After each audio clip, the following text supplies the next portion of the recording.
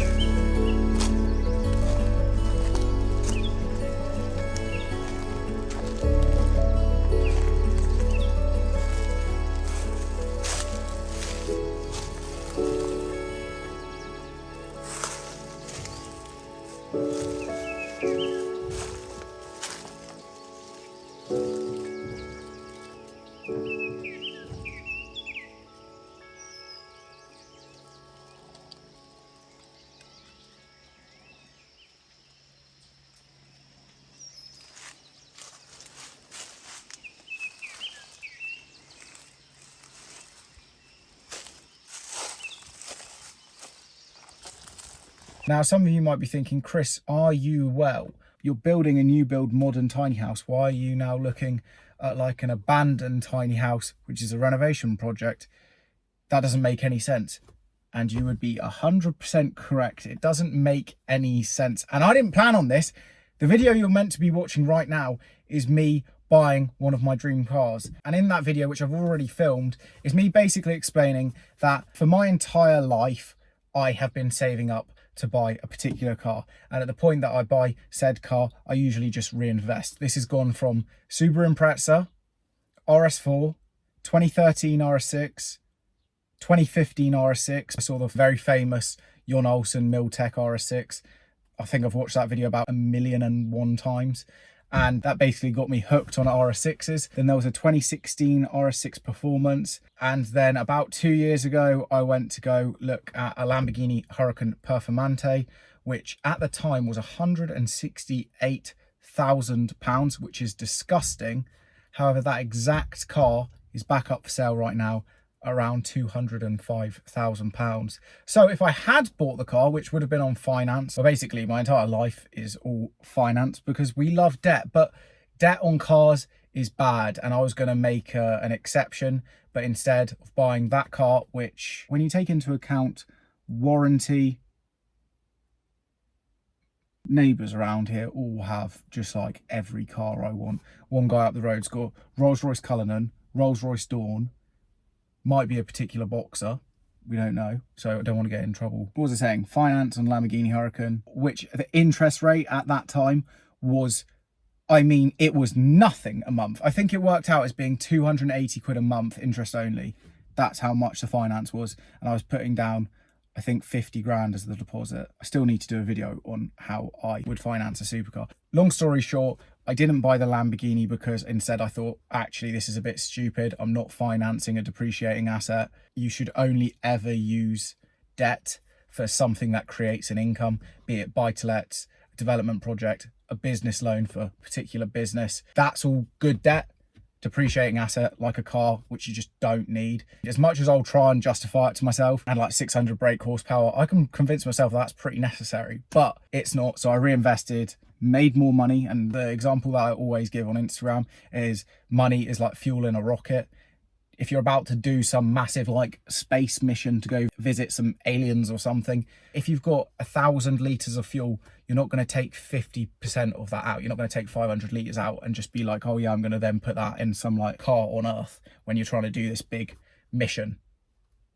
It is actually a very good, what's that called? Is it a metaphor or an analogy? Now, I'm sure a lot of you will agree with that whole mentality. A lot of you won't. And I mean, I've heard it all my entire life, which is like, live while you're young. Oh, money isn't everything. Well, I'm pretty happy with the way I've been doing things. And yeah, I'm in a position now where I could buy a stupid car if I want to. And they are stupid, like any of these cars. You just don't need them. And what I was basically saying in this video is I'm now finally not going to reinvest and I'm going to buy one of my dream cars. I'm just going to do it. That was on a Sunday. On a Monday, I went for a walk. And on that walk, I can't help it. Part of what I do for a living is like property. And that's then broken down into like land sourcing, which if you don't know what that sort of stuff is finding plots of land that can be developed. Maybe you're buying a house, which has got a plot to the side. And then the plot on the side, you could then get permission for 2 houses. You can then create contracts and situations where you're then selling the right to like develop those pieces of land. Or I go to a bank, I borrow a load of money, I develop those sites myself. Then you got buying a project, renovating it, renting it out, consulting on projects. It's a whole lot of property and I can't switch that part of my brain off. And I was going for a walk and I was like, what is that outline? And this is no BS, this is a genuine skill. Okay, so many people ask me like, Chris, how do you find these properties? Like, it is a challenge. If you're finding it difficult to find an unmodernized property and then you buy it either off market or on market, and then you actually create a way to add some value to it and get more than what you're putting into it, it is tough. I can talk quite quickly about things, but the London project, which I like documented quite a lot of that on all my previous videos, that was 1.5 years of looking for that. It's like, it is a genuinely difficult thing to do. It's spotting potential, and like, I always laugh when I say it, but like having some vision to see like the potential in something, it's not an easy thing to do. I find it still difficult to this day, even though I've done it a load of times. And then you get a lot of people and they go, oh yeah, but Chris, you got lucky on that house. How many times does somebody get lucky in multiple different businesses, not just property, not just in their job? How often does it need to happen before it's something that I do and it's not just luck? I've heard it all from people that I grew up with. It's unbelievable.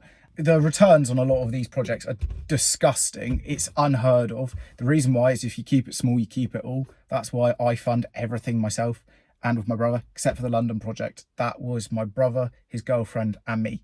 Triple mortgage, deed of trust, £1,500 means that if something were to happen and suddenly I just wanted to sell the house and those two wanted to keep it, it means that legally we all get back our thirds because the deposit was just a third of each other.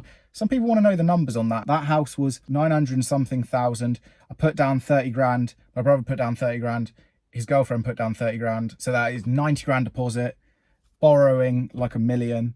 And that was £1,000 each a month was the mortgage on that. Hopefully that answers the people who are asking that question a lot. So yeah, I can never switch off that part of my brain that is always looking for projects. And it's called something like reticular activating system. It's like if you right now you wanted to buy a new shape RS6, you're going to start noticing them on the road constantly. Like, it's just a fact. If you determine something to be important in your brain, you're going to naturally start looking for it more without you even really thinking about it. It's a bit of a madness. Look into it. Now, the thing for me is, if it doesn't make money, it doesn't make sense to me. And you don't get emotions involved with business. Otherwise, you start making bad business decisions. The issue I'm having is this tiny house I really, really like. I don't know why.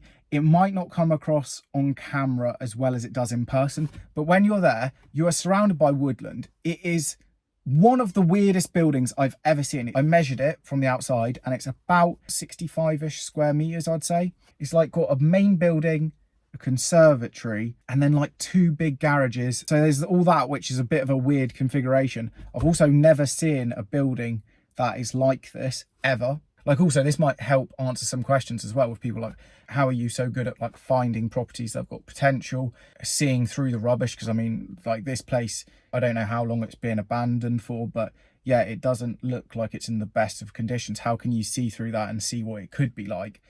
It's just experience. Like, how do you know how to do your job right now? I guarantee that if I suddenly tomorrow, Monday, had to start doing your job, I'd find it very difficult. Whereas for you, it's a walk in the park. You've got more experience on that than I have. So how do I know so much about floor plans, adding value, all this stuff? I have viewed more houses than anyone else. Okay, maybe not as much as some estate agents would go around because they see like 20 houses a day. But for like a normal person, it's ridiculous. I remember my brother and me would go view houses that we couldn't even afford, like just to walk around them and be like, oh yeah, I want to live here one day. This place looks sick. So with that, you see what works. You're going into bedroom layouts and you're going, oh, I hate this about this. Oh, this loft conversion's pretty rubbish because the ensuite's like that size. That's how you get good at stuff. It's just experience. And with this place, I'm kind of like ignoring how like abandoned and in need of renovation it is, and just looking at like the land. And I've never seen anything like this. I'll overlay some clips now, but the plot is a very, very odd shape. I'd say it's around 1/4 of an acre. And then also 50% of it is river fronted, which again, I haven't ever seen that on a house before. I've seen it where the back garden goes straight onto a river, but not the length of the land, not running alongside the river. That's pretty unique. So on Sunday, finally going to buy my dream car. Monday, going for a walk, basically thinking about that car. Monday evening, completely decided that I'm going to be buying this abandoned tiny house. The only issue with that is it's abandoned, which is a challenge because, well, normally if someone's got a for sale sign on something, you just call them up, you can start making offers. Also, it terrifies me how many people don't offer on things. The house in London was 1.1 million. I offered 920. The estate agent said, I'm not putting forward your offer. It will insult the person. I was like, cool story, but I'm offering that. You legally have to put forward the offer.